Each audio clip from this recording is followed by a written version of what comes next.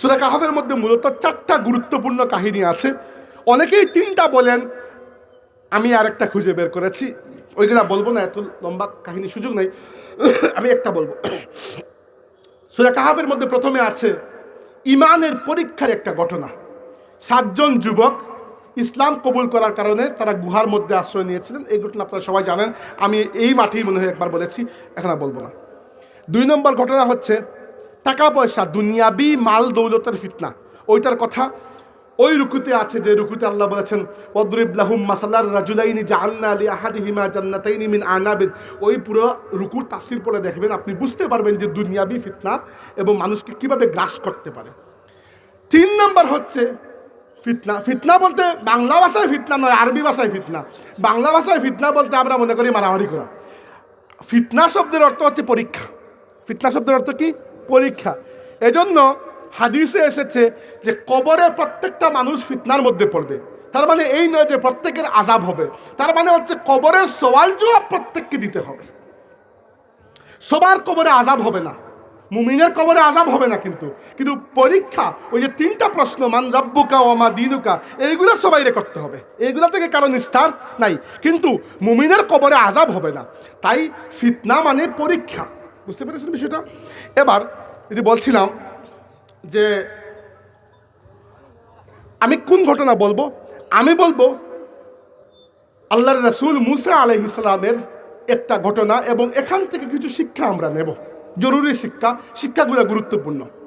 প্রথমত আমরা শুরু করি, কুরআন শরীফে যাচ্ছি আমরা। প্রথমে ভূমিকা হিসাবে একটু হাদিস দিয়ে শুরু করি। সহিহ বুখারী শরীফের হাদিস, রাসূলুল্লাহ সাল্লাল্লাহু আলাইহি ওয়াসাল্লাম বলেছেন যে কামা মুসা আন-নবী খাতিবান ফি বনি ইসরাঈল। আল্লাহর নবী মুসা আলাইহিস সালাম একবার তার উম্মত বনি ইসরাঈলের সামনে খুতবা দেওয়ার জন্য দাঁড়ালেন। ফাসুইলা আইয়ুন নাসি আ'লামু। বনি ইসরাঈল তো বুঝেন, খামোখা প্রশ্ন। বনি ইসরাঈলের এক ব্যক্তি উঠে জিজ্ঞেস করলো, হে আল্লাহর নবী মুসা, আল্লাহর দুনিয়ার মধ্যে সবচেয়ে বড় জ্ঞানী কে? মুসা আলাইহিস সালাম কি বললেন? ফাকালা আনা আ'লামু। মুসা আলাইহিস সালাম বললেন, আমি সবচেয়ে বড় জ্ঞানী। এবং এটা তিনি ভুল কথা বলেন নাই, কারণ তিনি আল্লাহর রাসূল। যার কাছে আল্লাহর পক্ষ থেকে ওহী আসে, তার চেয়ে বড় জ্ঞান আর কেউ রাখতে পারেন? সম্ভব না। আর বাকি জ্ঞান আপনি আহরণ করলেন, শিখলেন, ওহীর জ্ঞানটা শিখতে পারবেন না। ওটা আল্লাহ দিলে দিছেন, না দিলে তো নাই। মুসা আলাইহিস সালাম ঠিক কথা বলেছেন, কিন্তু এই কথা যদি আমি বলতাম কোনো সমস্যা ছিল না। কিন্তু নবী রাসূলদের মামলা একটু সেনসিটিভ। নবী রাসূলদেরকে আল্লাহ মহব্বতও করেন বেশি, আর মামলাটা একটু সেনসিটিভ। আল্লাহ রাব্বুল আলামিন, এখানে হাদিসে এসেছে যে ফাআতাবাল্লাহু আলাইহি, আল্লাহ এই কথা শুনে মুসা আলাইহিস সালামের উপর একটু রাগ করলেন। কি জন্য? যে হে মুসা, তোমার বলা উচিত ছিল সবচেয়ে বড় জ্ঞানী আল্লাহ, তুমি তোমার কথা কেন বলেছো? এইটাই, আর কিছু না। দেখেন এখানে মামলা পার্থক্য আছে। নবী রাসূল আর আমরা এক বরাবর নয়, কোনো দিক থেকেই বরাবর নয়। এটা আকীদার বিষয়, বুঝেন কিভাবে? আমাকে যদি আপনি বলেন যে ভাই কালকে এই জায়গায় মাহফিল আসতে পারবেন, আমি যদি বলি ঠিক আছে আসবো, এতটুকু কোনো গুনাহ নয়। সুন্নতের খেলাফ। সুন্নত হচ্ছে সাথে আমি ইনশাআল্লাহ বলবো, বুঝতে পেরেছেন? কিন্তু আমি যদি ইনশাআল্লাহ নাও বলি, এটা বিশাল বড় কোনো গুনাহ নয়। কিন্তু রাসূলুল্লাহ সাল্লাল্লাহু আলাইহি ওয়াসাল্লামকে একবার কিছু মানুষ একটা প্রশ্ন করেছিল, তিনি বলেছেন কালকে জবাব দিব, আর ইনশাআল্লাহ বলতে ভুলে গেছেন। আল্লাহ রাব্বুল আলামিন 15 দিন পর্যন্ত ওহী নাযিল করেন নাই। কি জন্য? কারণ নবী আর আপনি বরাবর নয়। নবী ইনশাআল্লাহ ভুলে গেলেও আল্লাহ রাব্বুল আলামিন এখানে রাগ করেন। আল্লাহর বান্দা আল্লাহ রাগ করতে পারেন। ইউনূস আলাইহিস সালাম মাছের পেটের মধ্যে কিভাবে ঢুকলেন? কারণ তিনি হিজরত করেছেন আল্লাহর অনুমতি ছাড়া। আল্লাহ বলেছেন তোমার উম্মতকে আমি 3 দিনের টাইম দিচ্ছি, এর মধ্যে তারা যদি ইসলাম কবুল করে করলো, তাহলে 3 দিন পরে খালাস, আমার আযাব চলে আসবে। 3 দিন পরে ইউনূস আলাইহিস সালাম যখন বুঝতে পেরেছেন যে মামলা তো খালাসের দিকেই যাচ্ছে, এরা তো ইসলাম কবুল করে নাই, তিনি হিজরত করে অন্য জায়গায় চলে গেছেন। আল্লাহ রাব্বুল আলামিন ধরেছেন যে 3 দিন শেষ হয়েছে ঠিক আছে, কিন্তু তুমি আমার আদেশ না পেয়ে কিভাবে এই জায়গা ত্যাগ করো? এই জন্য তিনি যে জাহাজে উঠেছেন, জাহাজ অ্যাক্সিডেন্ট হয়েছে, তিনি সাগরে পড়েছেন, মাছ তাকে গিলেছে। মাছ আল্লাহর হুকুমে গিলেছে, তার নিজের ইচ্ছায় নয়। তো নবী রাসূলদের ব্যাপারে আল্লাহ রাব্বুল আলামিন আল্লাহর মহব্বতও বেশি, এখানে আল্লাহ রাব্বুল আলামিন আগো করেন। উদাহরণস্বরূপ নবী রাসূল আর আমরা বরাবর নই। কিভাবে? রসুল পাক সাল্লাল্লাহু আলাইহি ওয়াসাল্লাম মাঝে মধ্যে রোজা রাখতেন। আজকে রোজা রাখলেন, ইফতার করলেন না, ওই রোজা কন্টিনিউ চলছে, পরের দিন ওই রোজা কন্টিনিউ চলছে, 3 নাম্বার দিন গিয়ে ইফতার করতেন। এটাকে বলা হয় সাউমে উইসাল, বিরামহীন রোজা। কিছু সাহাবীর বড় শখ হইল, তারা বললেন ইয়া রাসূলুল্লাহ আমরা কি রাখবো? রাসূলুল্লাহ সাল্লাল্লাহু আলাইহি ওয়াসাল্লাম বলেন না।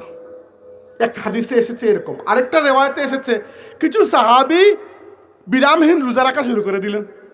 একদিন তো গেল, 2 নম্বর দিন দেখা গেল পেটের ক্ষুধা এক একজন উঠতেই পারতেছেন না। আল্লাহ নবী জিজ্ঞেস করেন যে এদের কি হয়েছে? একজন বলে ইয়া রাসূলুল্লাহ এরা আপনার দেখা দেখি বিরামহীন রোজা রাখতে গেছিলেন আর পরের অবস্থা হচ্ছে এটা।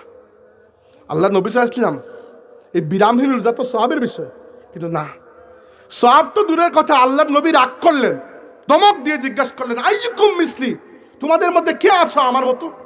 আমার দেখা দেখি যে সব কিছু করতে যাও, তোমাদের মধ্যে কে আছো আমার মতো? আবিতু ইনদা রাব্বি হুয়া ইউতঈমুনি ওয়া ইয়াসকিন, আমি আমার আল্লাহর কাছে রাত্রি যাপন করি, আমার আল্লাহ আমাকে খাওয়ান, আমাকে পান করান। এই সুযোগ, এই প্রটোকল অন্য কারো আছে? তাইলে আমরা আর নবী রাসূল সমান নয়, এক বরাবর নয়, এটা আকীদার বিষয়, খেয়াল করেন। তাইলে আল্লাহ রাব্বুল আলামিন মুসা আলাইহিস সালামের উপর রাগ করলেন যে মুসা তুমি কেন বলেছো তুমি সবচেয়ে বড় জ্ঞানী? ঠিক আছে তুমি আমার রাসূল, এই মুহূর্তে দুনিয়ার বুকে সবচেয়ে বড় জ্ঞানী মুসা, এতে সন্দেহ নাই, কিন্তু আমি আল্লাহ তো আছি, তুমি তো বলতে পারতে সবচেয়ে বড় জ্ঞানী আল্লাহ। তখন আল্লাহ রাব্বুল আলামিন বললেন যে ফাআউহাল্লাহু ইলাইহি আন্না আবদাম মিন ইবাদি বি মাজমাইল বাহরাইনি ওয়া হুয়া আ'লামু মিনকা। আল্লাহ ওহী নাযিল করলেন মুসা তোমার চাইতো একটা ক্ষেত্রে অধিক আরেকজন জ্ঞানী বান্দা আমার আছে, 2টা সাগর যে জায়গায় একসাথে মিলেছে ওই জায়গায় আমার বান্দা আছে, যাকে আমি তোমার চাইতো একটা দিকে, সব দিকে নয়, একদিকে বেশি ইলম দান করেছি। এবার দেখেন মুসা আলাইহিস সালাম তো আমাদের মতো নয় যে হেগলি করে বসে থাকবেন, না না আমি জ্ঞানী আমি জ্ঞানী না, তিনি আল্লাহর নবী, আল্লাহর রাসূল, আল্লাহর প্রিয় বান্দা। সাথে সাথে তিনি বললেন আল্লাহ আমি ওই মানুষটার সাথে সাক্ষাৎ করব। এখান থেকে কি বুঝলাম আমরা? এখান থেকে বুঝলাম ইলিমের গুরুত্ব। মুসা আলাইহিস সালাম যুগের রাসূল, এটা এত বড় বিষয়, এর থেকে বড় কোনো পদবি দুনিয়াতে আর নাই। তিনি যুগের রাসূল, তার কথায় অনেক কিছু যায় আসে, কিন্তু যেই মুহূর্তে শুনেছেন যে আল্লাহর এমন এক বান্দা আছেন যার কাছে বিশেষ একটা ইলিম রয়েছে, ইলিম অর্জন করার জন্য তিনি উম্মতকে এখানে ফেলে ওই ব্যক্তিকে তালাশ করার জন্য আল্লাহর কাছে হিদায়াত চেয়েছেন যে আল্লাহ আমাকে রাস্তা দেখাও। তো হাদিসে এসেছে, এটা বুখারী শরীফের হাদিস, রাসূল পাক সাল্লাল্লাহু আলাইহি ওয়াসাল্লাম বলেছেন যে ক্বালা ইয়া রাব্বি ওয়া কাইফা বিহি ফায়াকুলু লাহু ইয়াহমাল হুতান ইত্যাদি, লম্বা হাদিস আমি পড়ছি না। আল্লাহর নবী বললেন, মুসা বললেন আল্লাহ আমি কিভাবে ওই মানুষটাকে পাবো? আল্লাহ রাব্বুল আলামিন জানিয়ে দিলেন তুমি কিছু মাছ ফিশ বুনা করো, করে নাস্তা খাবারের ব্যবস্থা করে বেরিয়ে পড়ো, যে জায়গায় যাওয়ার পরে দেখবে তোমার ওই মাছগুলো জিন্দা হয়ে সাগরের পানিতে মিশে যাচ্ছে, ওই জায়গায় আমার ওই বান্দাকে পেয়ে যাবে। মুসা আলাইহিস সালামের সাথে ছিলেন তার খাদিম ইউশা ইবনে নুন, উনিও নবী, তখন নবী ছিলেন না, পরে মুসা আলাইহিস সালামের ইন্তেকালের পরে আল্লাহ তাকে নবী বানিয়ে দিয়েছেন। নাম ছিল ইউশা ইবনে, তখন একবারে বাচ্চা মানুষ, তিনি মুসা আলাইহিস সালামের খাদিম ছিলেন ইউশা ইবনে নুন। ইউশা ইবনে নুনকে সাথে নিয়ে একটু মাছ ভাজা সাথে নিয়ে মুসা আলাইহিস সালাম বেরিয়ে পড়লেন। পরের কাহিনী কোরআন শরীফে আছে, এতটুকু বললাম হাদিস থেকে, সহিহ বুখারী শরীফের হাদিস, আর এর পরের ঘটনা আছে কোরআনের মধ্যে। মুসা আলাইহিস সালাম বেরিয়ে পড়লেন, বেরিয়ে পড়ার পরে এক জায়গায় গিয়ে মুসা আলাইহিস সালাম বড় ক্লান্ত হলেন। তো একটা চাটান, যে একটা বড় পাথরের মধ্যে হেলান দিয়ে খানিকক্ষণ বিশ্রাম নিলেন। বিশ্রাম নেওয়ার পরে আবার পথ চলতে শুরু করলেন। একটু পরে যাওয়ার পরে বললেন তার খাদিমকে যে আমার বড় ক্ষুধা লেগেছে, সাথে খাবার কি আছে একটু বের করো তো। খাদিম বললেন যে একটা ঘটনা আমি আপনাকে বলতে ভুলে গেছি, ওই যখন আপনি ঘুমাচ্ছিলেন তখন আমি দেখলাম, বড় আশ্চর্যের বিষয়, আমাদের বাটি থেকে মাছ একটা জিন্দা হয়ে সাগরে চলে গেছে। মুসা বললেন, তুমি এতক্ষণ আমাকে কাহিনী বলো নাই কেন? ব্যাক করো, ওই জায়গায় যেতে হবে, আমরা ওইটার খুঁজে এখানে আসছি। ওই জায়গায় যাওয়ার পরে মুসা আলাইহিস সালাম দেখলেন, হাদিসে এসেছে, আল্লাহর এক বান্দা যিনি চাদর দিয়ে নিজেকে মুড়িয়ে এক জায়গায় বসে আছেন। তো মুসা আলাইহিস সালাম তাকে গিয়ে সালাম করলেন। তিনি জিজ্ঞেস করলেন যে, আপনি কি মুসা? মুসা আলাইহিস সালাম বললেন, হ্যাঁ। তখন মুসা আলাইহিস সালাম বললেন, কুরআন শরীফের আয়াত, মুসা আলাইহিস সালাম বললেন, ক্বালা লাহু মুসা হাল আত্তাবিউকা আলা আন তুআল্লিমানি মিম্মা উল্লিমতা রুশদা, যে হযরত, আপনি কি আমাকে খানিকক্ষণ আপনার সঙ্গী বানাবেন, যেন আল্লাহ আপনাকে যে ইলিম দিয়েছেন ওই ইলিম থেকে কিছুটা আমি শিখতে পারি। দেখেন, ইলিমের প্রতি মানুষের আগ্রহ, ইলিমের প্রতি আগ্রহটা বড়। আমি কি বলবো আপনাদেরকে, একটা উদাহরণ দিয়ে বুঝাই। ফুলতলি সাহেবুল্লাহ রহমতুল্লাহি আলাইহি, তখন তিনি অলরেডি কি বলবো, আজকের যুগের ভাষায় পপুলার হয়ে গেছেন। ফুলতলি সাহেব হিসাবে তার নাম সবাই জেনে গেছে, তিনি কামিল পাস সব কিছু অলরেডি। কিন্তু যখন তার উস্তাদ এবং মুর্শিদ হযরত বদরপুরি সাহেব রহমতুল্লাহি আলাইহি তাকে কুরআন শরীফ আরো বিশুদ্ধ করে তিলাওয়াত করার শিখতে বললেন, ফুলতলি সাহেব তখন মক্কা শরীফে শায়েখ আহমদ হিজাজি রহমতুল্লাহি আলাইহির কাছে চলে গেলেন এবং ওইখানে থেকে পুরো কুরআন শরীফ তাকে শুনিয়ে আরব থেকে সার্টিফিকেট নিয়ে বাংলাদেশে ফিরে এসেছেন। এবং যে যুগের কথা বলছি, ওই যুগটা 1940-এর দশক বা 30-এর দশক সম্ভবত।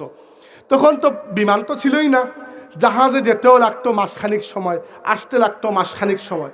সেই যুগে শুধুমাত্র ইলম অর্জনের জন্য একজন মানুষ বাংলা এলাকা থেকে আরব চলে গেছে, ওইটা বড় অভূতপূর্ব কাহিনী ছিল। কিন্তু একমাত্র আল্লাহর কোরআনের ইলিমের পিপাসায় ফুলতলি সাহেব ভারত থেকে, বাংলা এলাকা থেকে আরব এলাকায় জাহাজে পাড়ি জমিয়ে ওইখানে থেকে পড়ে সার্টিফিকেট নিয়ে ফিরে এসেছেন। আর ইলমের ওই পিপাসাকে আল্লাহ এত কবুল করেছেন যে আল্লাহর এক বান্দার মাধ্যমে আজকে লক্ষ লক্ষ মানুষ বিশুদ্ধ কোরআন শরীফ শিক্ষার সুযোগ পেয়ে গেছেন। এরকম উদাহরণ আমরা পাই ইমাম বুখারী রাহমাতুল্লাহি আলাইহির জীবনে। আমরা তো বুখারী শরীফ করি, এই বুখারী শরীফের পেছনে যে মানুষটা, ইমাম মুহাম্মদ ইবনে ইসমাইল বুখারী রাহমাতুল্লাহি আলাইহি ছোটকালে অন্ধ হয়ে গিয়েছিলেন। তো ইমাম বুখারী রাহমাতুল্লাহি আলাইহির নাম হচ্ছে মুহাম্মদ, তার বাবার নাম ইসমাইল, দাদার নাম ইব্রাহিম, মানে বংশের 3 নবীর নাম।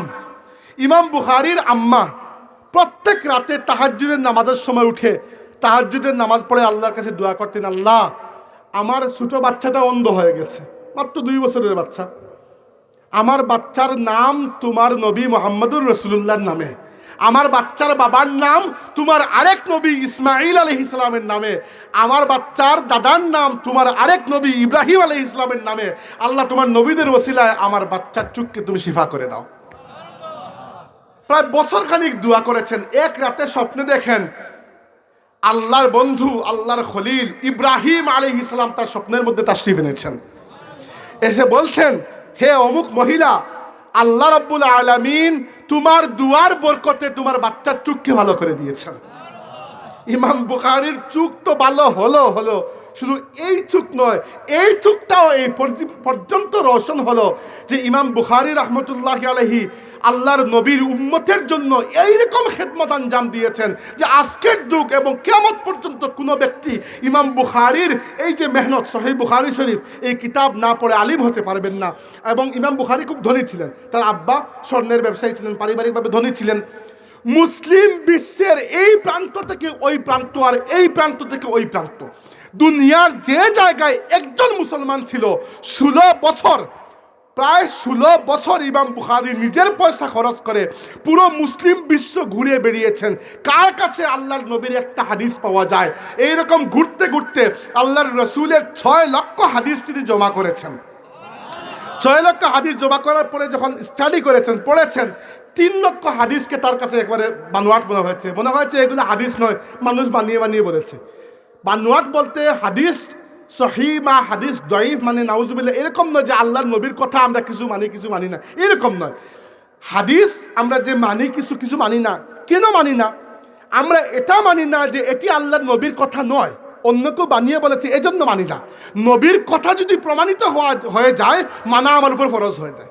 তো ইমাম বুখারী 6 লক্ষ হাদিস জমিয়েছেন 16 বছর মেহনত করে, নিজের পয়সা খরচ করে, কোনো জায়গা থেকে চান্দা নিয়ে নয়।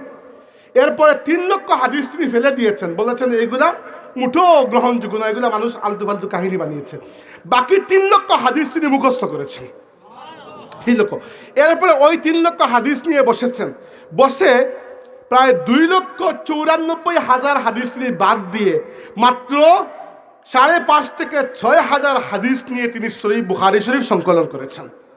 এবং এরপরে তিনি ওই কিতাব নিয়ে চলে গেছেন মক্কা শরীফে আর মদিনা শরীফে, কাবা শরীফের পাশে আর আল্লাহর রসুলের রওজা শরীফের পাশে চাঁদের রাত, চাঁদের আলোর মধ্যে বসে বসে সহিহ বুখারী শরীফ যখন সংকলন করেছেন, এরপরে প্রত্যেকটা হাদিস সংকলনের প্রাক্কালে তিনি অজু করে 2 রাকাত নামাজ পড়ে রওজা শরীফের সামনে আল্লাহর রসুলের অভিমুখী হয়ে মুরাকাবায় মগ্ন হতেন।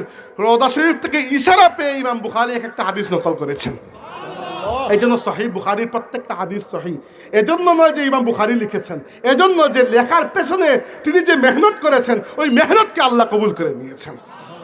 তো এটা হচ্ছে ইলমের পিপাসা। ইমাম বুখারী রহমতুল্লাহি আলাইহির ঘটনা এখানে বলা উদ্দেশ্য নয়, মুসার ঘটনা বলা উদ্দেশ্য। মুসা আলাইহিস সালাম কি করলেন? গেলেন, গিয়ে সাক্ষাৎ করলেন এবং বললেন যে আপনি কি আমাকে সঙ্গে রাখবেন? আচ্ছা, ওই ব্যক্তির নাম কি? ওই ব্যক্তির নাম হাদিসে এসেছে, কোরআন শরীফে ওই ব্যক্তির কোনো নাম আসে নাই। যার সাথে মুসা সাক্ষাৎ করেছেন কোরআন শরীফে তার কোনো নাম নাই। কোরআন শরীফে এসেছে আবদাম মিন ইবাদিনা, আল্লাহ বলেছেন আমার বান্দাদের মধ্যে একজন বান্দা। আর হাদিসে তার নাম এসেছে খাদির, আর আমরা বাংলা ভাষায় বলি খিজির। আচ্ছা, আপাতত আমি খিজিরই বলবো আপনাদের বোঝার সুবিধা। তার আসল নাম যেটা হাদিসে এসেছে সেটা হচ্ছে খাদির, খা বা দিয়ারা, খাদির। খাদির শব্দের অর্থ হচ্ছে, খাদরা অর্থ হচ্ছে সবুজ। ওই যে খাদির, যিনি খিজির, আল্লাহ তাকে তো বরকত দিয়েছিলেন, তিনি কোনো বিরান ভূমি দিয়ে হেঁটে গেলে তার পায়ের স্পর্শে ওই জায়গা সবুজ শ্যামল হয়ে যেত। এই জন্য তার নাম হচ্ছে খাদির। নাম নয় আসলে, এটা একটা উপাধি। নাম কি আমরা কেউ জানি না। তো আমরা তাকে খিজির আলাইহিস সালাম বলবো, কারণ আমরা উর্ফে আম এই নামেই জানি। খিজির আলাইহিস সালাম কি বললেন? বললেন ইন্নাকা লান তাসতাতিয়া মাইয়া সাবরা। হে আল্লাহর রাসূল মুসা, আপনি যে বলছেন যে আমার সাথে আপনি থাকবেন আর একটু ইলম শিখবেন, আমার মনে হয় না আপনি এইগুলো আমার কথাবার্তা শোনার পরে আপনি মোটেও ধৈর্য ধারণ করতে পারবেন। আমি এমন এমন কাজ করি আল্লাহর হুকুমে, যে কাজগুলো দেখে আপনি কখনো ধৈর্য ধারণ করতে পারবেন না। মুসা আলাইহিস সালাম বললেন আমি আপনাকে কোনো প্রশ্ন করবো না যতক্ষণ না আপনি নিজে আমাকে ব্যাখ্যা দিবেন, কিন্তু দয়া করে আমাকে সাথে রাখতেই হবে। আল্লাহ আপনাকে একটা বিশেষ ইলম দিয়েছেন। আল্লাহ বলেছেন আবদাম মিন ইবাদিনা আতাইনাহু মিন লাদুন্না ইলমা, আমি আমার পক্ষ থেকে তাকে একটা বিশেষ ইলম দিয়েছি। ওই যে ইলমে লাদুন্নি একটা ইলমের কথা বলে না তাসাউফের ভাষায়, ওই আয়াত থেকে এসেছে। কিন্তু যেটা বলছিলাম, তো ঠিক আছে, মুসা আলাইহিস সালামকে সাথে নিয়ে তিনি চললেন। খাদির চলো, প্রশ্ন করতে পারবেন না, কিন্তু আমি যেটা আপনাকে বলবো সেটাই আপনাকে মানতে হবে।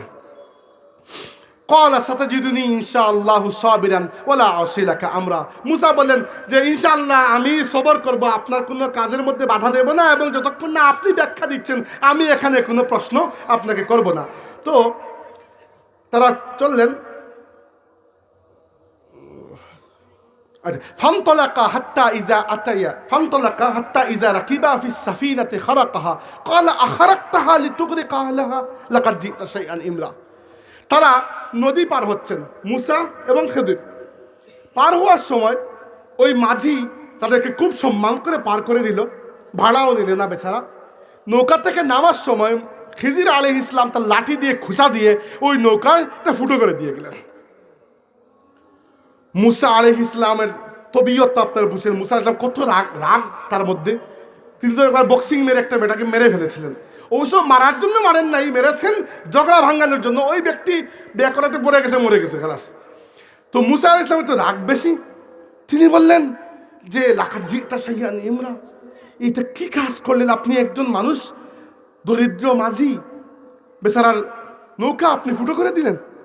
এটা তো খুব খারাপ কাজ হইল। তখন তিনি বললেন যে মুসা, আমি তোমাকে বলি নাই যে তুমি প্রশ্ন করতে পারবে না, আমার সাথে থাকলে কিন্তু চুপ থাকতে হবে। তখন মুসা আলাইহিস সালাম বলেন, ঠিক আছে ঠিক আছে, যে আমি আর আপনাকে প্রশ্ন করব না, আপনি আমাকে সাথে রাখুন। আর যদি প্রশ্ন করি, আসলে আমি ভুলে গেছিলাম আপনি যে ওয়ার্নিং দিয়েছিলেন যে আমি আপনাকে প্রশ্ন করা যাবে না, আমি ভুলে গেছিলাম, আর আমি প্রশ্ন করব না।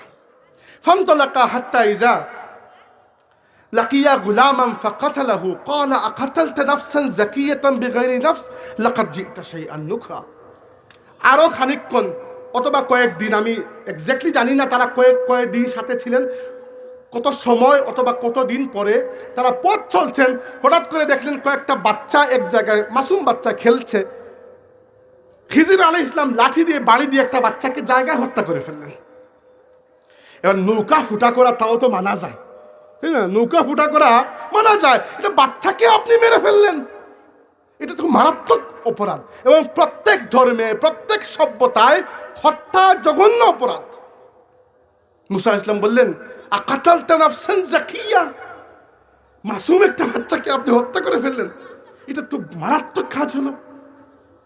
খিজির আলাইহিস সালাম বললেন, কি বললাম? আমি তোমাকে বলেছিলাম না প্রশ্ন না করার জন্য? মুসা আলাইহিস সালাম বললেন, আচ্ছা আচ্ছা, লাস্ট টাইম, আর হবে না, আর জিজ্ঞেস করবো, আর যদি জিজ্ঞেস করি আপনি আমাকে বিদায় করে দিন। তখন পথ চললেন তারা। ফানতালাকা হাত্তা ইজা আতাইয়া আহলা ক্বরিয়াতিন ইসতাতআমা আহলাহা ফাআবাউ আন ইউযায়্যিফুহুমা। পথ চলতে চলতে তারা একটা এলাকায় গিয়ে উপস্থিত হলেন। এটা গ্রামে। ওই গ্রামের তৎকালীন যুগে খেয়াল করুন, এরকম তো টাউন, বন্দর, নগর রাস্তা ছিল না। এই জায়গায় কিছু মানুষ থাকতো, পরে মরুভূমি, মানুষের খোঁজ নাই। এরপরে বহু দূরে আরো কিছু মানুষ থাকতো, যেখানে পানি থাকতো, কূপ থাকতো, পানির ব্যবস্থা, ওইখানে মানুষ বসতি স্থাপন করতো, বা নদীর ধারে। তো একটা জনপদ পেলেন, হাঁটতে হাঁটতে ক্লান্ত, পিপাসার্ত, ক্ষুধার্ত। ওই মানুষগুলোকে তারা বললেন যে আমাদেরকে একটু খাবার দেন। ওই এলাকার মানুষ এত রেজিল, একটু খাবারও দিল না, বলে তো পানি দেন। একটা মানুষ এলাকা তাদেরকে পানি দিতে রাজি না। মুসা আলাইহিস সালাম বড় রাগ করলেন, কিন্তু কি হলো? ফাওয়াজাদা ফিহা জিদারান ইউরিদু আন ইয়ানকাদ্দা ফাআকামা ক্বালা লাউ শি'তা লাত্তাখাযতা আলাইহি আজরা। গ্রাম থেকে বেরোনোর সময় তারা দেখলেন যে গ্রামের একেবারে কিনারায়, শেষ পাথায় একটা দেয়াল ভেঙে যাচ্ছে, এই অবস্থা, এই মুহূর্তে ভেঙে পড়ে যাবে। খিজির আলাইহিস সালাম বললেন, মুসা হাত লাগাও, ওই দেওয়ালটাকে আবার ঠিক করে বানিয়ে দেব। অনেক কষ্টসিষ্ট করে দেওয়ালটাকে ঠিক করে জায়গায় খাড়া করলেন। মুসা আলাইহিস সালাম বললেন, আপনার কাহিনী তো কিছু বুঝলাম না, এত রেজিল মানুষ আমাদেরকে একটু পানিও খেতে দিল না, আর আপনার কি দরকার পড়ছে বিনা পারিশ্রমিকে, বিনা বেতনে আপনি ওই মেহনতটা করতে গেলেন খামোখা? লাউ শি'তা লাত্তাখাযতা আলাইহি আজরা, আপনি চাইলে এর বিনিময়টা তাদের কাছ থেকে উসুল করতে পারতেন। ক্বালা হাযা ফিরাকু বাইনি ওয়া বাইনিক। খিজির বললেন, মুসা আর না, আর তোমার সাথে চলা যাচ্ছে না, তুমি খালি প্রশ্ন করো, আর তোমার সাথে চলা সম্ভব নয়। হাযা ফিরাকু বাইনি ওয়া বাইনিক সাউনাব্বিউকা বিতাউইলি মা লাম তাসতাতি আলাইহি সাবরা। কিন্তু মুসা, টেনশন করো না, তোমাকে বিদায় দেওয়ার আগে আমি সেই সকল ঘটনার ব্যাখ্যা দিব যেগুলো ঘটেছিল আর তুমি সবর করতে পারো নাই, আমাকে প্রশ্ন করেছিলে। আম্মা সাফিনাতু ফাকানাত লিমাসাকিনা ইয়ামালুনা ফিল বাহরি ফাআরাদতু আন আইবাহা ওয়া কানা ওয়ারাআহুম মালিকুন ইয়াখুযু কুল্লা সাফিনাতিন গাসবা। নৌকার মাঝির কাহিনী হচ্ছে, যে ফুটা করা নৌকার কাহিনী হচ্ছে, যে আমাকে আল্লাহ রাব্বুল আলামিন জানিয়েছেন ওই এলাকায় কিছুদিন পরে, এখন না, ভবিষ্যতে, ভবিষ্যৎ মানে ইলমে গায়েব, কিন্তু ভবিষ্যৎ কিন্তু আমরা দেখি না, তাই না? ভবিষ্যতে ওই এলাকায় একজন জালিম বাদশা আসবে, এবং সে তার প্রজাদের মধ্যে যাদের সম্পত্তি ভালো, সব সম্পত্তি নিজের কাছে কুক্ষিগত করে ফেলবে, দখল করে ফেলবে। এই মাঝি বেচারা বড় গরিব, আমি জানি ওই মাঝি বেচারা বড় গরিব। তার সম্পদ বলতে একটাই নৌকা, এই নৌকার উপর তার পুরো পরিবার চলে। এবার এই নৌকাটি আমি ফুটো করেছি এজন্য, ভবিষ্যতে যে জালিম বাদশাহ আসবে এবং মানুষের সম্পদ গ্রাস করবে, বাদশাহ তো কোনো খারাপ সম্পদ নেবে না, নিলে মানুষের ভালো সম্পদ বেছে বেছে নেবে। এই মাঝির নৌকা ফুটা করলাম এই জন্য, এই মাঝির এই পরিমাণ টাকা নাই যে নৌকা সারিয়ে ফেলতে পারবে, এই ফুটা নৌকা নিয়ে চলতে হবে। কিন্তু ফুটা নৌকা নিয়ে তাও বেচারা চলতে পারবে, কিন্তু নৌকা যদি ভালো থাকতো তাইলে জালিম বাদশা ভবিষ্যতে তার নৌকা ক্যাপচার করে ফেলতো, ওই মাঝির জীবনের উপকরণ আর কিছুই থাকতো না। তাই মাঝির প্রতি দয়া পরবশ হয়ে আমি মাঝির নৌকাকে ফুটো করে দিয়েছি। তার মানে কি, এমন ইলিম দুনিয়াতে আছে, আল্লাহ যাকে ইচ্ছা থাকে সেই ইলিম দেন। আচ্ছা, আম্মাল গুলামু, মুসা আলাইহিস সালাম খিজির আলাইহিস সালাম মুসা আলাইহিস সালামকে ব্যাখ্যা দিচ্ছেন, ও আম্মাল গুলামু ফাকানা আবাওয়াহু মুমিনাইনি ফাখাশিনা আন ইউরহিকাহুমা তুগয়ানান ওয়া কুফরা ফাআরাদনা আন ইউবদিলাহুমা রাব্বুহুমা খায়রাম মিনহু যাকাতান ওয়া আকরাবা রাহমা। ওই যে ছোট বাচ্চাকে আমি হত্যা করেছিলাম এবং তুমি খুব চিৎকার করেছিলে যে বাচ্চাকে মেরে ফেললেন। কাহিনী হচ্ছে, ওই বাচ্চাটি তার মা বাবার একমাত্র সন্তান, এবং আমি জানি, আল্লাহ আমাকে জানিয়েছেন, ভবিষ্যতে ওই বাচ্চা একটা কাফির নাফরমান হয়ে যাবে এবং তার কারণে তার মা বাবাকেও নাফরমান হতে হবে। সে নিজে গুমরা হবে, তার মা বাবাকে কষ্ট দিবে এবং মা বাবাকেও গুমরা করে ফেলবে।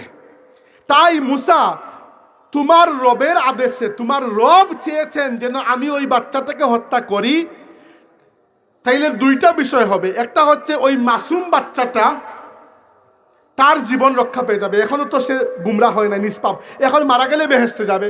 দুই নাম্বার, ভবিষ্যতে তার মা বাবা গুমরা হওয়ার থেকে বেঁচে যাবে। আর আল্লাহ এটাও আমাকে জানিয়েছেন, অচিরেই ওই মা বাবাকে আল্লাহ এর থেকে মায়ার আরেকটা সন্তান দিবেন, যে সন্তান এই সন্তানের মৃত্যুর সুখকে কাটিয়ে তুলবে। কি বলা হয় এটাকে? বলা হয় তাদবীরুল আমর। আল্লাহ দুনিয়ার নিজামকে এইরকম চালান। এখান থেকে কি শিখলাম আমরা? শিখলাম এটা, খিজিরকে আপাতত বাদ দেন, আসেন আল্লাহর দিকে যাই। আল্লাহর দিকে গেলে আমরা দেখব, ভাইরা, আমাদের জীবন তিনটা কালের মধ্যে বন্টিত, অতীত, বর্তমান, ভবিষ্যৎ। আমরা শুধু একটাই দেখি, বর্তমান। অতীত তো চলে গেছে আর ভবিষ্যৎ তো ইলমে গায়েব। কিন্তু আমাকে বলেন, আল্লাহর জন্য অতীত, বর্তমান, ভবিষ্যৎ বলে কিছু আছে? আল্লাহ তো সবই দেখেন। ইন্নাহু হুয়াস সামিউল বাসীর। আপনার জীবনে আজকে যে মুসিবত এসেছে, যে পেরেশানি, আপনি মনে করতেছেন জিন্দেগি খালাস, আর তো এই মুসিবত থেকে আমি উদ্ধার পাবো না। কিভাবে জানলেন? আপনার জীবনের এই ছোট্ট মুসিবত হয়তো ভবিষ্যতে আপনাকে বড় কোনো মুসিবত থেকে রক্ষা দেবে। আল্লাহ জানেন, আপনি জানেন না। তাই প্রত্যেকটা বালা মুসিবতের সময় আল্লাহ বলেছেন সবর করতে এবং বলতে। আল্লাহ বলেছেন, ওয়াবাশশিরিস সাবিরিন আল্লাযীনা ইযা আসাবাতহুম মুসিবাতুন ক্বালু ইন্না লিল্লাহি ওয়া ইন্না ইলাইহি রাজিউন। তাই সবর করার কথা কেন আল্লাহ বলেছেন? বলেছেন এজন্য, মুসিবত আসছে, আপনি কাঁদছেন, এটা কোনো অপরাধ নয়। অপরাধ হচ্ছে আল্লাহর উপর খারাপ গুমান করা, আল্লাহর উপর কৈফিয়ত তালাশ করা। আমি নিজে এরকম দেখি, মাঝে মধ্যে মানুষ মারা গেলে আরেকজন বলে, কিভাবে আল্লাহ পারলেন আমার ভাইটিকে নিয়ে যেতে? তো আপনার কি মনে হয়, আল্লাহ কি আপনার কাছ থেকে জিজ্ঞাসা করে এরপরে ভাইকে নেবেন? আল্লাহর সাথে কি আপনার সম্পর্ক অফিসের ম্যানেজারের? আল্লাহর সাথে আমাদের সম্পর্ক অফিসের ম্যানেজারের নয়, আল্লাহর সাথে আমাদের সম্পর্ক মালিক এবং গোলামের। তাই দয়া করে কেউ মারা গেলে, বিপদের মধ্যে পড়লে, যে আল্লাহ আর কাউকে পান না, খালি আমাকেই দেখেন, মনে হয় বিপদের মধ্যে ফেলেন। নাউযুবিল্লাহ, কুফরি কালাম এগুলা। যাকে আল্লাহ বিপদ আপদ মুসিবত দেন, তাকে বুঝতে হবে যে আল্লাহ তাকে মহব্বত করেন। হাদিসে এসেছে, আপনার নবী সাল্লাল্লাহু আলাইহি ওয়াসাল্লাম বলেছেন, ইন্নাল্লাহা ইযা আহাব্বা কওমান ইবতালাহুম। আল্লাহ যাদেরকে বেশি মহব্বত করেন তাদেরকে বেশি পরীক্ষা নেন। পরীক্ষা নেন আল্লাহ বড় করার জন্য, ছোট করার জন্য নয়।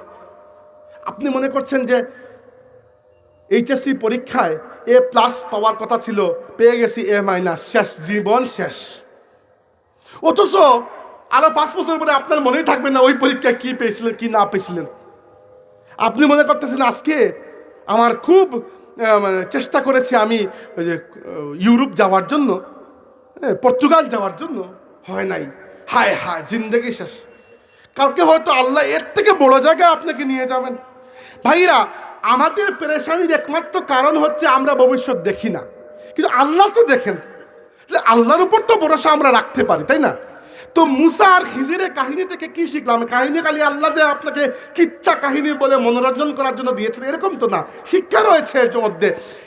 আল্লাহ ভবিষ্যৎ জানেন, আল্লাহর কাছে ভবিষ্যৎ বলে কিছু নাই। আল্লাহ হুয়াল আউয়ালু ওয়াল আখিরু ওয়াল যাহিরু ওয়াল বাতিনু ওয়া হুয়া বিকুল্লি শাইইন আলিম। আল্লাহ একই সাথে প্রথম, একই সাথে শেষ, একই সাথে প্রকাশ্য, একই সাথে গোপন। আপনার জীবনের কোনো কিছু আল্লাহর কাছ থেকে গোপন নয়। যখন বিপদ আপদ বালা মুসিবতের মধ্যে পড়বেন, কমসে কম দুইটা বিষয় মনে রাখবেন। একটা হচ্ছে আপনার তাকদীর আপনার জন্মের আগ থেকে আল্লাহ লিখে রেখেছেন, সো আল্লাহর চাওয়া ব্যতীত কিছু হবে না। দ্বিতীয়ত, আল্লাহ যাকে বিপদ আপদ বালা মুসিবতের মধ্যে ফেলেন তাকে মহব্বত করেন, বড় করতে চান, এজন্য আল্লাহ পরীক্ষার মধ্যে ফেলেন। তাই ওই যে মা বাবা যাদের বাচ্চাকে খিজির আলাইহিস ইসলাম লাঠি দিয়ে বাড়ি দিয়ে খেল খতম করে দিয়েছিলেন, তারা হয়তো তখন খুব কান্নাকাটি করেছিল, হায় রে আমাদের মাসুম বাচ্চাটাকে কোন জালিম এরকম মারতে পারলো। হ্যাঁ, কিন্তু তারা যদি জানতো ভবিষ্যৎ তাহলে বুঝতে পারতো। তারা জানে না এটা আসলে আল্লাহ, এই ইলিমটা এটা আল্লাহর কাছে। আর আল্লাহ তার মায়ার বান্দাদের মধ্যে যাকে ইচ্ছা তাকে এই ইলিম দেন। এই ইলিম আমভাবে আল্লাহ সবাইকে দেন না। নবীদেরকে ইলমে গায়েব কে দেন? আল্লাহ দেন। ইলমে গায়েবের মালিক হচ্ছেন আল্লাহ। আকীদার বিষয় ক্লিয়ার করেন, ইলমে গায়েব আলিমুল গায়বি ওয়াস শাহাদা হচ্ছেন আল্লাহ, এটা অন্য কেউ নয়। এরকম অন্য কাউকে আপনি আলিমুল গায়বি ওয়াস শাহাদা বলা শিরক হয়ে যাবে, আল্লাহর সাথে শরীক কানা। কিন্তু নবী রাসূল কি গায়েব জানেন? জি জানেন। না জানলে তো তিনি নবী হতে পারবেন না। নবী যদি ইলমে গায়েব না জানেন তাহলে নবীর মধ্যে আর আমার মধ্যে কি পার্থক্য রইল? কিন্তু নবীর ইলমে গায়েব তার নিজস্ব নয়, আল্লাহর ইলমে গায়েব আল্লাহর নিজস্ব, আর নবীর ইলমে গায়েব আল্লাহর কাছ থেকে প্রাপ্ত। পরিষ্কার হয়েছে বিষয়টা? এই পেশ না জানার কারণে আমাদের মধ্যে এত ঝগড়া। আল্লাহর যে ইলমে গায়েব, অর্থাৎ ইলমে গায়েবটা আল্লাহর কোনো ইলমে গায়েবই নাই। আমাদের জন্য যেটা ইলমে গায়েব আল্লাহ ওটা জানেন, কিন্তু আল্লাহর ইলম আল্লাহর নিজস্ব জাতি, এটাকে বলে ইলমে জাতি, আল্লাহর নিজস্ব। আর নবী রাসূল সহ অন্য যাকে আল্লাহ যা ইলম দিতে চান দিতে পারেন, দিতে চান দিতে দেন আল্লাহ, কিন্তু ওইটা ওয়াহবি। ওয়াহবি মানে প্রাপ্ত, আল্লাহর কাছ থেকে প্রাপ্ত। যখন আল্লাহ যা চান দেন, যখন আল্লাহ যা চান না দেন না, স্বাভাবিক বিষয়। আমাদের নবী সাল্লাল্লাহু আলাইহি ওয়াসাল্লাম মদিনা শরীফে বসে বসে সাহাবীদেরকে পাঠিয়েছেন 7ম হিজরিতে মুতার যুদ্ধে। মুতার যুদ্ধে কি হচ্ছে? মুতা মদিনা থেকে প্রায় 750-800 কিলোমিটার দূরে, বর্তমান জর্ডানের পাশে। রাসূলুল্লাহ সাল্লাল্লাহু আলাইহি ওয়াসাল্লাম মদিনা শরীফে বসে বসে মুতার যুদ্ধের প্রত্যেকটা দৃশ্য সাহাবীদের কাছে বয়ান করেছেন। মনে হচ্ছে যে ওই 700 কিলোমিটারের গ্যাপকে আল্লাহ পূর্ণ করে নবীকে চোখের সামনে দেখাচ্ছেন যুদ্ধ। এমনকি যখন আল্লাহর নবী সাল্লাল্লাহু আলাইহি ওয়াসাল্লামের মায়ার সাহাবী যায়েদ ইবনে হারিসা রাদিয়াল্লাহু আনহু শাহাদাত বরণ করলেন, রাসূলুল্লাহ সাল্লাল্লাহু আলাইহি ওয়াসাল্লাম দাঁড়িয়ে থাকতে পারলেন না, মাটিতে বসে গেলেন, চেহারা মুবারক কালো হয়ে চোখ দিয়ে পানি পড়তে শুরু করলো। তো যাই হোক, যেটি বলছিলাম, আল্লাহর তাকদীরের উপর আমরা যেন ভরসা রাখি, এবং কেউ মারা গেলে বা কোনো বিপদ আপদ আসলে আউল ফাউল কথাবার্তা যে আল্লাহ কিভাবে নিয়ে গেলে, নাউজুবিল্লাহ, আল্লাহকে আপনাকে জিজ্ঞেস করে নেবেন নাকি, এরকম বলবেন না। কেউ মারা গেলে কাঁদতে পারবেন, সমস্যা নেই, বিপদ আপদে কাঁদতে পারবেন, কাদা কোনো সমস্যা নেই, কাদা, আল্লাহ নবী নিজেও কেঁদেছেন, কিন্তু নুহা করতে পারবেন না। নুহা করা হারাম। নুহা মানে বুঝলেন? বুক চাপলানো। ওই যে একদম মানুষ আছে না, বুক চাপলায়, মাথা চাপলায়। বিভিন্ন এলাকায়, আপনারা হয়তো, আমাদের সিলেট অঞ্চলে এগুলো কম, কিন্তু মাঝে মাঝে টেলিভিশনে দেখবেন যে এরকম মহিলারা এরকম করে বুক চাপড়িয়ে চাপড়িয়ে কাঁদে। এটা কিন্তু হারাম ইসলামে, এটা কিন্তু হারাম, এটা করতে পারবেন না। হ্যাঁ, কাঁদতে পারবেন, কোনো সমস্যা না, আপনার আত্মীয় স্বজন মারা গেছেন, আপনি বিপদে পড়ছেন, কাঁদতে পারবেন, কিন্তু নুহা করতে পারবেন না, হারাম। আর দ্বিতীয়ত হচ্ছে আল্লাহর উপর কোনো কৈফিয়ত যে কেমনে পারলে তুমি নিয়ে যেতে, ন ন ন ন, এটা করা যাবে না। আচ্ছা, মুসা আলাইহিস ইসলামকে খিজির আলাইহিস ইসলাম বয়ান করছেন যে মুসা 2 নম্বর বাচ্চার কাহিনী হচ্ছে যে বাচ্চাটা বড় হয়ে নাফরমান হবে, এই জন্য আল্লাহ আগে থেকে তাকে নিয়ে গেছেন। বাচ্চারও আখিরাত বেঁচে গেল, মা বাবারও আখিরাত বেঁচে গেল, আর আল্লাহ এর পরিবর্তে আকরাবা রহমা, অধিক প্রিয় ভাজন আর একটা বাচ্চা দিয়ে সাবস্টিটিউট করে দেবেন। وأما الجدار فكان لغلامين يتيمين في المدينة وكان تحته كنز لهما وكان أبوهما صالحا فأراد ربك أن يبلغا أشدهما ويستخرجا كنزهما رحمة من ربك. মুসা, দেওয়ালের কাহিনী হচ্ছে, যে দেওয়ালটা আমি বানিয়েছি, এটা কাহিনী হচ্ছে এই দেওয়ালের নিচে দুইটা ইয়াতিম বাচ্চার সম্পদ তাদের বাবা গচ্ছিত রক্ষিত করে রেখে গেছেন। কেউ জানে না, আল্লাহ আমাকে জানিয়েছে, কেউ জানে না। আর ওই বাচ্চারা বর্তমানে খুব দারিদ্র্যের মধ্যে, গরিব অবস্থায়, একবার ছোটো মাসুম, একবারে ছোটো বাচ্চা। ওই বাচ্চার মা প্রত্যেক সময় আল্লাহর কাছে দোয়া করেন, আল্লাহ আমার বাচ্চাদেরকে সম্পদ দাও, ধনী করে দাও, রিজিক দাও, এই দাও সেই দাও। কিন্তু আল্লাহ এখন ওই সম্পদ দিচ্ছেন না। কারণ কি? মা বিধবা, বাচ্চা দুইটা একেবারে নাবালক। আর এই এলাকার মানুষ কি পরিমাণ রেজিল এটা তো আমরা দেখেছি আগে। এরা তো পানি পর্যন্ত খাওয়াই নেই মেহমানদেরকে। এই এতিম বাচ্চার সম্পদ যদি কালকে এখান থেকে বের হয়, ওই এলাকার মানুষ কি আস্ত রাখবে? সম্পদ সব কেড়ে নিয়ে যাবে। এই জন্য আল্লাহ চাচ্ছেন ওই বাচ্চা দুইটা বড় হওয়া পর্যন্ত এই দেওয়ালটা যেন মজবুত থাকে। এরপরে যদি দেওয়াল পড়ে, বাচ্চারা তাদের বাপের সম্পত্তি আবিষ্কার করে নিজে বড় হয়ে যাবে, নিজের সম্পদকে সংরক্ষণ করতে পারবে। আসলে ওই যে ইয়াতিমদের মায়ের দোয়া, তিনি দোয়া করছেন, হে আল্লাহ আমার বাচ্চাদেরকে সম্পদ দাও, ওই দোয়াটিকে আল্লাহ কবুল করেছেন। তবে এখন নয়, বাচ্চারা বড় হওয়ার পরে ওই দোয়া ফলিত হবে তাদের উপর। এখান থেকে কি শিখলাম? যে দোয়া কবুল হয়। একজন ওই গত 2-3 দিন আগে ইউটিউবে একজন আলিমের একটা ভিডিও দেখলাম, সাক্ষাৎকার। তো একজন মানুষ একজন আলিমকে, আরবের বা ইংল্যান্ডের কোনো এক জায়গায়, আমি আলিমকে চিনি না, সিনিয়র বড় মানে অনেক বয়স্ক ওলামাদের মধ্যে একজন, তাকে প্রশ্ন করেছে এক ব্যক্তি যে আমি অনেক দোয়া করেছি, আল্লাহ কবুল করেন না।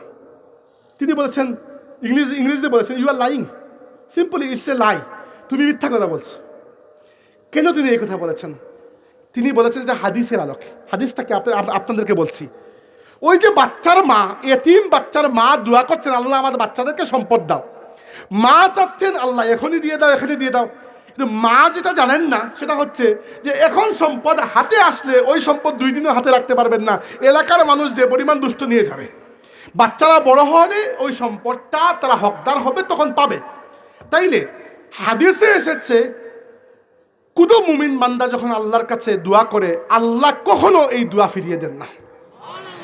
ইন্নাল্লাহা হাইয়ুন কারীম, আল্লাহ বড় লজ্জাশীল, বড় দয়ালু। বান্দার হাতকে সিফরান খাইবাতাইন, বান্দা যখন হাত তুলে ওই 2টা হাতকে খালি ফিরিয়ে দিতে আল্লাহর লজ্জা লাগে। কিন্তু দোয়া কবুল হয় আপনার শর্তে নয়, আল্লাহর শর্তে। এই জায়গায় গিয়ে আমাদের পেছ লেগে যায়। আমরা তো মনে করি আল্লাহ মনে হয় আমাদের অফিসের ম্যানেজার, যে যা চাকরি করছে বেতন দিয়ে দেবেন। না না না, আল্লাহ আপনার মালিক, ম্যানেজার নয়, মালিক। আল্লাহ ভালো করে জানেন কোন সময় আপনার কোন দোয়া কবুল করলে আপনার জন্য ভালো হবে। আপনি ভবিষ্যৎ দেখেন না, এই জন্য আপনি জানেন না। আপনি একটা চিন্তা করতেছেন, আল্লাহ আমার বড় ভাই বিদেশ গেছে, তার বোনের মধ্যে যেন একটু দোয়া হয়, একটু দয়া হয়, আর আমাকে যেন একটা পালসার মোটরসাইকেল কিনে দেয়। কিন্তু আল্লাহ রাব্বুল আলামিন ভালো করে জানেন ওই মোটরসাইকেল নিয়ে আপনি যখন আসির খাল বাজার থেকে বের হবেন, এরপরে এমন একটা পিছলা খাবেন, খায় কোমর ভেঙে একেবারে পড়ে থাকবেন মোমবাতি হয়ে ঘরে। আল্লাহ ভালো জানেন, এই জন্য আপনার ভাগ্যে মোটরসাইকেল আসতেছে না। আপনি দোয়া করতেছেন আর চিন্তা করতেছেন, দেখো আল্লাহ সবাইকে সব কিছু জানেন, আমার একটা মোটরসাইকেল দিতে পারতেছেন না। আসলে বিষয়টা এরকম না। আপনার দোয়া কবুল হয় 3টা সূরতে। প্রথম সূরত হচ্ছে দোয়া কবুলের, যখন যা দোয়া করেছেন আল্লাহ তখন তা দিয়ে দিয়েছেন। এইটা হচ্ছে দোয়া কবুলের একটা সূরত। মাঝে মধ্যে এরকম হয় যে যখন যা চেয়েছেন, আল্লাহ আমি অসুস্থ, আমাকে শিফা দাও, আল্লাহ শিফা দিয়ে দিয়েছেন, খালাস। 2 নম্বর হচ্ছে আল্লাহ রাব্বুল আলামিনের কাছে আপনি যখন যা চেয়েছেন আল্লাহ তখন সেটি দেন নাই, আটকে রেখেছেন। আর পরবর্তীতে এর চাইতে অনেক গুণ বেশি ভালো কিছু দিয়ে আল্লাহ এই দোয়ার প্রতিদান আপনাকে দিয়েছেন। এরকম হয়। কিন্তু যেহেতু আমরা ইলমে গায়েব জানি না, তাই আমরা লিঙ্ক করতে পারি না যে আজকে যে এত বড় নিয়ামত পেয়েছে, হয়তো 10 বছর আগে সবে কদরের রাতে কোনো দোয়া করেছিলাম, ওই দোয়ার বদৌলত। কিন্তু আমরা যেহেতু লিঙ্ক করতে পারি না, আমরা বুঝি না। কিন্তু আল্লাহ এভাবে দেন মানুষকে। হাদিসে এসেছে, আমাদের নবী বলেছে। 3 নম্বর দোয়া কবুলের সূরত হচ্ছে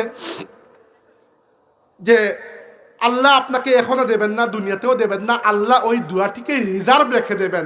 আর হাসরের ময়দানে এই এক দোয়ার বদৌলতে আল্লাহ আপনাকে জাহান্নাম থেকে মুক্ত করে জান্নাতে প্রবেশ করাবেন। চিন্তা করেন, লোকসান কিন্তু নাই, লোকসান কিন্তু নাই। তাহলে দোয়া করবেন, দোয়া মুমিনের হাতিয়ার। আমি আর লম্বা করবো না বক্তব্য, বলেছিলাম একটা 9:10 পর্যন্ত, 9:07 হয়ে গেছে, দোয়া করে ফেলবো। শেষ কথা, দোয়া মুমিনের হাতিয়ার। মুসার কাহিনী এখানেই শেষ, ওই কাহিনী। কিন্তু শিখলাম কি? শিখলাম কয়েকটা বিষয়। একটা হচ্ছে বিপদ আপদ মুসিবত আসলে হাহাকার করতে হয় না, সবার করতে হয়। কারণ এই বিপদের মাধ্যমে আল্লাহ আপনাকে অনেক বড় বিপদ থেকে উদ্ধার করছেন। যেভাবে ওই বাচ্চার মাকে করেছিলেন, যে বাচ্চাকে খিজির আলাইহিস সালাম হত্যা করেছিলেন। 2 নম্বর, দোয়া করবেন, কিন্তু কবুল কখন হবে সেটার হিসাব আল্লাহর কাছে। যেভাবে ওই ইয়াতিমদের মায়ের দোয়া, তাদের মা দোয়া করেছিলেন আল্লাহ বাচ্চাদেরকে সম্পদ দাও, আল্লাহ সেই দোয়াটি তখন কবুল করেছেন যখন সম্পদ পাওয়ার জন্য বাচ্চারা উপযোগী হয়েছে। তাই দোয়া করতে পিছপা হবেন না। যারা দোয়া করে না, আল্লাহ তাদের প্রতি নারাজ হন। এবং দোয়া করতে কোনো বাসবিসান নাই, কোনো স্টাইল করে ডিজাইন করে। ওই দিন শুনেছি আমার মুফতি চাচা, আপনাদের আজকের প্রধান অতিথি মুফতি সাহেব এসে মনে হয় চলে গেছেন, যে মুফতি সাহেব ওই দিন ভিডিওতে দেখলাম বলতেছেন যে আজকে এক ধরনের ফ্যাশন করে দোয়া শুরু হয়েছে। বাইরে দোয়া আপনি কার সাথে ফ্যাশন করতেছেন? না সত্যি, দোয়া চাচ্ছেন কার কাছে? আল্লাহর কাছে। তো ওয়াজ করলেন ফ্যাশন করে, বুঝলাম। দোয়া কেন ফ্যাশন করে করবেন? দোয়া তো করবেন অন্তর থেকে। এবং বিশ্বাস করে, ফ্যাশন করে দোয়াকে লাভ হয় না। আর দোয়া যে আরবি ভাষায় করতে হবে এরকম কোনো শর্ত নাই, কেউই বলেন নাই। শুধুমাত্র নামাজের মধ্যে সব কিছু আরবি ভাষায় করতে হবে, এটা ফরজ। নামাজের মধ্যে দোয়া করেন, তিলাওয়াত যাই করেন আরবি ভাষায়। দ্বিতীয়ত, কোরআন আরবিতে তিলাওয়াত করতে হবে। তর্জমা পড়লে কোরআন তিলাওয়াতের সওয়াব হবে না, তিলাওয়াত আরবি ভাষায় করতে হবে। বাকি দোয়া আপনি অবশ্যই বাংলা ভাষায় করতে পারবেন, কোনো সমস্যা নাই। বাংলা কেন, বাংলার মধ্যে সিলেটির মধ্যে আপনার গোলাপগঞ্জের মধ্যে আসির খালের যে ভাষা আছে ওটা দিয়ে করতে পারবেন, কোনো সমস্যা নেই। বুঝতে পেরেছেন? তাইলে দোয়া করবেন কায়মন বাক্যে, নিজের ভাষায়। এবং যার মুখের মধ্যে ভাষা নাই তার দোয়া তো আল্লাহ শুনেন কি না? বুবা মানুষের দোয়া কি আল্লাহ শুনেন না? শুনেন। তাই হাদিসে এসেছে, তোমরা আল্লাহর কাছে চাও, এমনকি হাঁটার সময় যদি তোমার জুতার ফিতা ছিঁড়ে যায়, ওই ফিতাও মানুষের কাছে নয়, আল্লাহর কাছে চাও। অনেকেই মাঝে মধ্যে জিজ্ঞেস করেন যে বিয়ের জন্য দোয়া করতে পারবো কিনা? অবশ্যই পারবেন, অবশ্যই পারবেন। তাহলে মানে বিয়ের জন্য আর তো কি করা? মা বাবাও মানতেছেন না, আর আপনারও তোর সইতেছেন না, কি করবেন? একটাই তো পথ আছে, আল্লাহর কাছে বলেন যে আল্লাহ যেন সহজ করে দেন, যে আল্লাহ মা বাবার মনে একটু দয়া দাও, আর আমাকে যদি একটু বিয়ের ব্যবস্থা করে দেন। বা প্রস্তাব পাঠিয়েছেন, হয়তো কনের পক্ষে মানতেছে না, হইতে তো পারে। এই অবস্থায় দোয়া ছাড়া কোনো গতি নেই। তো দোয়া করেন আল্লাহর কাছে। সব সমস্যার সমাধান নিহিত আছে দোয়ার মধ্যে। আল্লাহর কাছে চাইতে লজ্জা করবেন না। কায়মন বাক্যে নিজের ব্যক্তিগত মালিক মনে করে, ম্যানেজার মনে করে নয়, মালিক মনে করে, রব মনে করে, মাবুদ মনে করে, স্রষ্টা মনে করে, যিনি রিজিক দিচ্ছেন আপনাকে, যার কাছে ফিরে যাবেন এই আল্লাহ ওয়াহদাহু লা শারীকা লাহুর কাছে নিজের যা ইচ্ছা সব চাইবেন, এর থেকে বাড়িয়ে চাইবেন। হয় আল্লাহ দুনিয়াতে দেবেন, নয় আল্লাহ এর থেকে বেশি কিছু দিয়ে প্রতিদান দেবেন, নয়তো আল্লাহ এই দোয়াটিকে রিজার্ভ রাখবেন। কিয়ামতের ময়দানে যখন বিপদের মুখে পড়ে যাবেন, এই এক দোয়ার ওসিলায় আল্লাহ আপনাকে জাহান্নাম থেকে মুক্ত করে জান্নাতুল ফেরদাউস নসিব করে দেবেন। আল্লাহ আমাদের বসা এবং শোনাকে কবুল করুন। ওয়া আখিরু দাওয়ানা আনিল হামদুলিল্লাহি রাব্বিল আলামিন। দুরূদ শরীফ পড়ুন। সাল্লাল্লাহু আলা সাইয়্যিদিনা মুহাম্মদ ওয়া আলা আলিহি ওয়া সাল্লাম। সাল্লাল্লাহু আলা سيدنا ومولانا محمد وعلى آله وأصحابه وسلم. اللهم آمين. الحمد لله رب العالمين والصلاة والسلام على سيد الأنبياء والمرسلين وعلى آله وأصحابه أجمعين. ربنا تقبل منا إنك أنت السميع العليم وتب علينا يا مولانا إنك أنت التواب الرحيم. আল্লাহ আমরা এই মাহফিলে তুমি কবুল ফরমাও। আল্লাহ আমরা এই বোয়া এবং শোনারে তুমি কবুল ফরমাও। আল্লাহ কোরআনে পাক আর তাফসীরের এই মাহফিলে তুমি কবুল করো। এর ওসিলায় এই এলাকার মুর্দেগানরে তুমি মাফ করে দাও মৌলা। আল্লাহ আমরা মারে বাবারে যারা রে জিন্দা রাখছো নেক হায়াত দান করো। আর আমরা আত্মীয় স্বজন মা বাবার মধ্যে যারা কবরবাসী হয়ে গেছেন তারা কবরে জান্নাতের বাগান বানাইয়া দাও। আল্লাহ খাস করে আমরা বেমারি হলে শিফা দান করো মৌলা। আল্লাহ আপনার বহুত মা বাবা বেমার, চাচা চাচি আত্মীয় স্বজন বেমার, আল্লাহ তুমি শিফা দান করো মৌলা। রব্বে করিম হযরত ফুলতলি সাহেব রহমতুল্লাহি আলাইহির तमाम খিদমতকে তুমি কিয়ামত পর্যন্ত তরক্কির সাথে জারি রাখো মৌলা। আল্লাহ তোমার কাছে ভিক্ষা চাই। বহুত মানুষের দিলের ভিতরে বহুত পেরেশানি, বহুত মানুষের দিলের ভিতরে বহুত মুশকিলের আগুন জ্বলের মৌলা তোমার বান্দা হলে তুমি উদ্ধার করো আল্লাহ আল্লাহ তোমার বান্দা হলার লাগে হালাল রিজিকর দরজা খুলি দাও আল্লাহ যে মানুষের দিলের ভিতরে যে নেক আশা আছে তুমি কবুল ফরমাও মৌলা আল্লাহ আমরা রে নামাজি বানাও আমরা রে হালাল খুর বানাও আল্লাহ হারাম থেকে আমরা রে পাক রাখো আল্লাহ আমরা রে জালিম বানাইও না আমরা রে মজলুম বানাইও না আমরা রে তোমার বান্দা বানাইয়া দুনিয়াতে রাখো আর হাসরের ময়দানও তোমার হাবিবর লেওয়ায় হামদর নিচে আমরা রে জায়গা দাও আল্লাহ আমরা বুজুর্গান হলে নেক হায়াত দান করো মৌলা রব্বে করিম আমরা জীবনের যে জায়গাঠো আটকে গেছি আল্লাহ তুমি ছুটাইয়া দাও আল্লাহ আমরা মুরব্বী হলে জানো আরাম দো যুবক হলে হৃদায়ত দান করো মৌলা আল্লাহ আমরা রে এমন কোনো জালিমর হাওলা করিও না যে জালিমর কারণে আমরা ইমান বরবাদ হয়ে যায় আমরা তোমার বান্দা মৌলা তুমি ছাড়া আমরা খেউরের সেজদা করছি না কোনো সময় আল্লাহ আমরার হাত তুমি মালিক ছাড়া অন্য খেউরের সামনে নত করাইও না মৌলা وصلى الله على نبينا محمد وعلى آله وأصحابه وبارك وسلم بفضل سبحان ربك رب العزة عما يصفون وسلام على المرسلين والحمد لله رب العالمين السلام عليكم